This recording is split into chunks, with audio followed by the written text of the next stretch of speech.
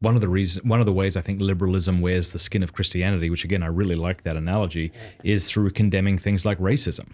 Mm-hmm. Like if God does not exist and there's no objective moral law, why think racism is wrong at all? Right. At best, you can say, well, wouldn't it be nice if we all flourished together? But I'm not sure why that has to be obligatory at all. So it has this deep moral language, but no basis to make it. And so what you end up with is, I would like my people to rule over yours. Yeah, my tribe. And if I can do it, then if we can do it, we will. Mm-hmm. And screw your rights. You don't have any rights. Yeah, what does that even mean? Rights. Where does that even come from? Absent God. If you reject the doctrine of Imago Dei, then all you have left is power. Yeah. We're seeing this with PETA, P-E-T-A. Because of my accent, they might think I'm saying Peter. PETA, right? With this what's the word? Speciesism. Mm-hmm. So the idea that speciesism is an unjustified, what would you say?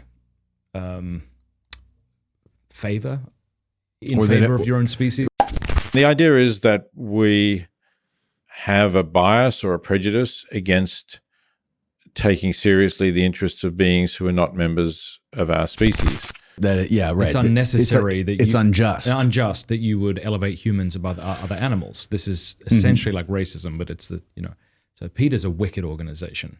People seem to really like PETA. PETA sucks. I think it was some commission at the United Nations recently, sometime last year, where one of the speakers gave a presentation and made an argument, took that argument to the next level, which is that not only do different species of animals have rights, but rivers and mountains and different at the United Nations, different ecological features of the earth also have rights, and that those rights have to be safeguarded and vindicated by some sort of global body that speaks for the mountain or the river or the coastline or the forest. Yeah, it makes PETA look liberal, not liberal, but yeah. I mean, what can be justified over and against the rights and interests of human beings if that's where you're at? You know, if that is your position philosophically, then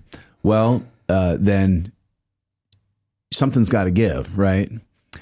And people who believe that are in the process of talking themselves into atrocities. Okay. How so? Give us a few examples of how that might happen. I mean, you've alluded to it in saying mass devastation, starvation. Well, we can't have these people in Africa having these large families, can we? Because it's too much of a burden on the earth, right? And if these societies cannot organize themselves in such a way as to limit the size of these families, then some sort of a global authority is going to have to go in and mandate it. We're already seeing that. I mean, I was just in Uganda recently and seeing big billboards promoting contraception that is coming from the West. And if they won't do it voluntarily, then maybe we develop some sort of a vaccine or some sort of a widely distributed treatment that sterilizes the population, maybe against their will or without their knowledge. Maybe we restrict their movement, because after all, traveling by car or train, or certainly by plane, is an unacceptable burden on the environment, unacceptable levels of CO2. So you can't move out of your designated zone. I mean, this is the stuff of like sci-fi dystopia. But if you listen to what the people at the World Economic Forum are talking about, they'll just tell you what their vision is for the future, and that's their vision. It's a world in which they rule an underclass of people who are not allowed to travel, who are not allowed to have large families, who are not allowed to determine their own future, who are not allowed to, who are only allowed to consume certain things in certain amounts, whose lives are dictated by an overclass, like a priestly overclass of people who are safeguarding, the earth. In Ireland right now, I've been told you're not allowed to build a home with a fireplace. You're not allowed to burn wood in your home. Right. That made me angry. I live in Alaska. It makes me livid.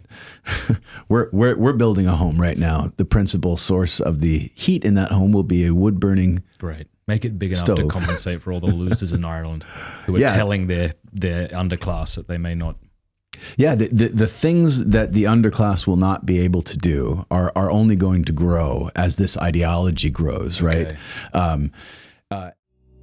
Hey, thank you so much for watching. Before you go, do us a favor, leave a comment, let us know what you thought of the video, like, and subscribe.